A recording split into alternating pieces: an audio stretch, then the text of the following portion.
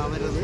പാഷനും കലയും എപ്പോഴും ഉള്ളിലുണ്ടാവണം. അല്ലെങ്കിൽ നമ്മൾ വരുന്നു, പണി കാണുന്നു, 2 ലിറ്റർ പെയിൻ്റ് ഉണ്ടെങ്കിൽ ഈ റൂം അടിക്കാമെന്ന് പറയുന്ന ഒരു പെയിൻറ്റർ പറയുന്ന പോലെ വരുന്നു, കരയുന്നു, ചിരിക്കുന്നു.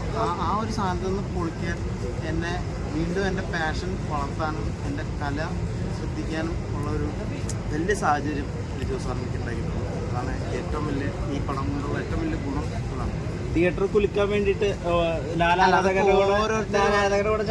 അങ്ങനെയല്ല.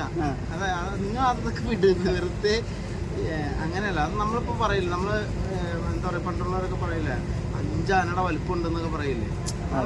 അവരുടെ ഒരു പ്രസൻറ്റിൻ്റെ ഇതാണ്. അത് സന്തോഷം കൊണ്ട് പറയണതാണ്. കുലുക്കണം, നമുക്ക് കുലുക്കണം. നമ്മൾ കുലുക്കാത്ത ഏത് തിയേറ്റർ അവിടെ ഉള്ളത് അല്ലേ? കുലുക്കാം.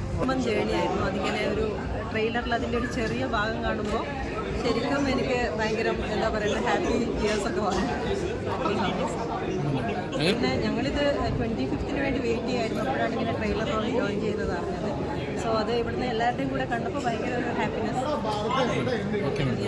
Thank you. ട്രെയിലർ ഗംഭീരം.